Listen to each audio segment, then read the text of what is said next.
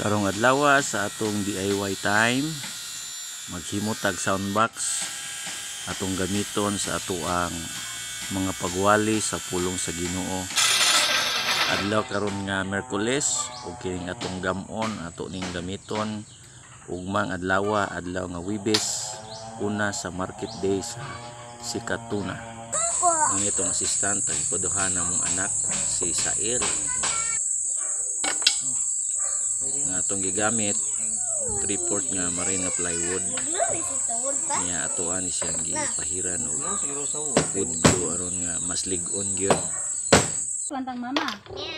Shout out ni Brother Kid Baksan kay nakahuam tagway po pananghid aning iyang cordless nga hand drill may itong gigamit aron dali ra kaayo ang pag screw sa atoang soundbox.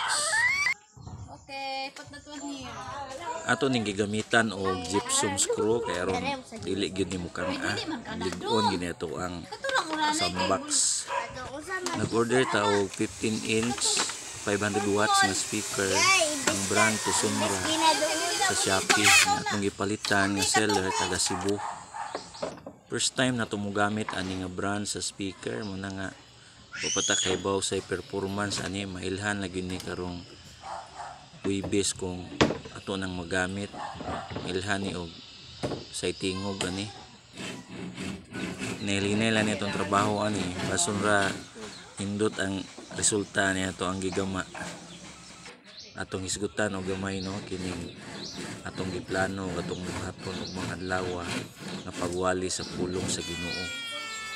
Kini isip usa ka pagsugot sa sugo sa atong Ginoong Hesus nga atong isang niyaw ang maayong balita sa kaluwasan. Bisan og dili sayon ato ning paningkamutan nga ato ning mabuhat kay gisugo man ta. Daghang mga hagit nga imuhang atubangon labi na ang pag-atubang sa daghang tao. Ang pinaka-kritikal aning maong trabaho mao gyud ang paghatag sa hustong pagtulun-an sibo sa mga pagtulun-an ni Kristo. Og di ara na porma na ang atong soundbox. Ato na lang ning buhuan aron masuod ang speaker. Yung ani ra tong teknik aron makagama ta og lingin moy agian sa atoang jigsaw. Natay daghan nga OJT na observe sa atoang trabaho. Og dira na humana mga loud speaker nang man nagpintal ready na ni gamiton og mapuhon. Bukan akong natagan og dakong pagtagad.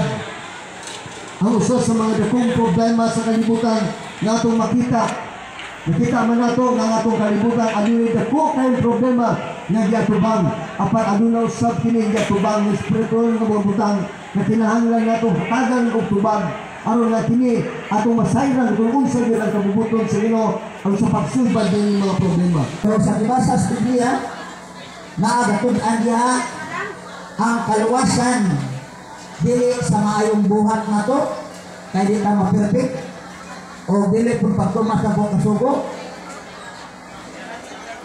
dili pud ang grupo nga mawaling da og grupo aron ka magluwas. Ang tinuod ni ay si Kristo ang nagluwas.